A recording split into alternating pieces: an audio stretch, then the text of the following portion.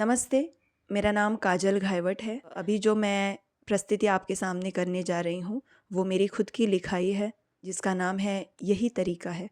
और आप सभी के अभिप्राय और विचार मैं इसके ऊपर जानना चाहूँगी, तो नीचे दिए गए कमेंट बॉक्स में ज़रूर लिखिएगा मेरी प्रस्तुति कैसी लगती है।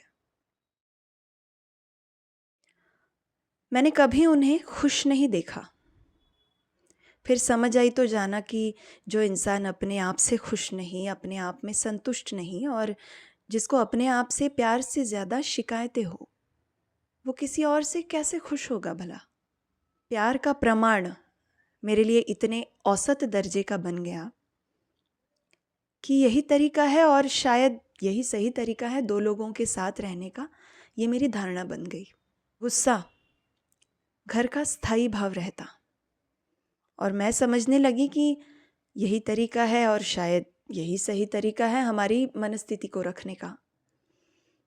झगड़ा, मनमुटाव, नाराज़ी, अनबन, विरोध, रंजिश, आक्रामकता, संशय स्वाभाविकता से सतह पर रहते, तो उसमें प्यार, सुकून, सब्र, क्षमा, आदर, हमदर्दी और सच्चाई अपर्याप्त रूप से मिलते। और मैंने समझा कि यही तरीका है और शायद यही सही तरीका है रिश्तों के साथ व्यवहार करने का। मेरी दोस्तियाँ, मेरे नाते कई सालों तक मुझी से जूझते रहे। कुछ वक्त की और कुछ मेरी अस्थिरता की कसौटी पर खरे उतरकर बने रहे, पर ज़्यादातर रूठ गए, पीछे छूट गए, छोड़ गए या तो मैंने तोड़ दिए। क्योंकि मैं समझती यही तरीका है और शायद यही सही तरीका है खुद को ढोने का और घर वालों को अहमियत देने का। कई भावनाओं की हद को तय करने में संघर्ष रहा मेरा, क्योंकि हर चीज़ महसूस करने के मापदंड हमेशा से किसी और से नियंत्रित किए गए। मैं कितना व्यक्त करूंगी तो स्वीकार्य होगा? क्या इस घटना पर कुछ ज़्यादा ही प्रतिक्रिया दी है मैंने? नहीं, ये कुछ ज़्यादा ही हो गया, इतना भी कुछ खास नहीं हुआ था।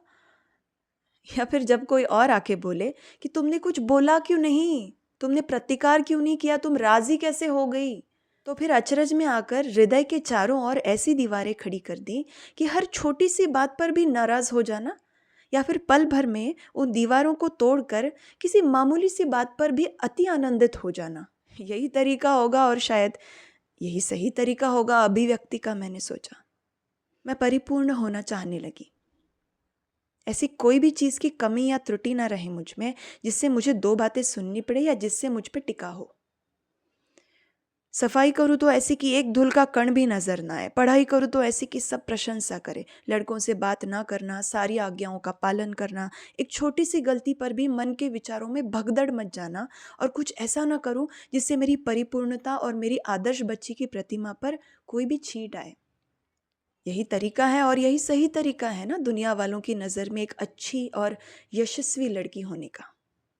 विवाद सुलझाना मैंने कभी सीखा नहीं, क्षमा मांगना कभी अमल किया नहीं। किसी बहस के बाद अपने ही ख्यालों से उलझकर असुरक्षित होकर मैंने व्यापक दृष्टि से किसी भी संभाषण को कभी देखा ही नहीं। किसी भी रिश्ते को आर या पार के सिरों से परे समझा ही नहीं, क्योंकि भावनाओं के हर अलग नाजुक छटाओं और रंगों को महसूस करने की स्वच्छंदता ही मैंने पाई नहीं। यही तरीका है और यही सही तरीका है जिंदगी जीने का, मैंने जाना। पर जब तुम अपने आप में खुश हो, संतुष्ट हो और तुम्हें अपने आप से शिकायतों से ज़्यादा प्यार हो, तो औरों से खुश हो ही जाते हो तुम। अगर अपने आप में भरपूर हो तुम, तो औरों से प्यार करने और जताने में विपुल हो जाते हो तुम। गुस्सा एक भाव है, वो अस्थाई भाव है, उसको महसूस करके त्यागना अच्छा। मनस्थिति में स्थायी रूप से किसी अस्थाई भाव को नहीं भर सकते तुम। रिश्ते अगर पीपल का पेड़ है तो प्यार, यकीन, हमदर्दी, सुकून और सच्चाई उसकी बुनियाद होकर तुम्हें ताज़ा सांसें देते हैं। रंजिशों से सिर्फ दिल दुखते हैं और पेड़ सूख जाते हैं। काफ़ी समय लगा ये जानने में कि भावनाएं इंसानों के जिंदा होने का सबूत हैं। तो अगर महसूस करते हो तुम, तो जिंदा हो तुम। भावनाओं की हद तय करने वाले मापक यंत्र नहीं, इंसान ही है और इंसान खुद दोषपूर्ण होते हैं। तो अगर औरों की तुलना में ज़्यादा महसूस करते हो तुम या फिर बिल्कुल तटस्थ रहते हो तुम, तो मुबारक हो मेरी जान, वो इसलिए क्योंकि इंसान हो तुम। अपूर्णता ही तुम्हारी खूबसूरती है। तो क्या परिपूर्ण होकर उनकी जिज्ञासा को ख़त्म कर कर कुरूप होना चाहते हो तुम?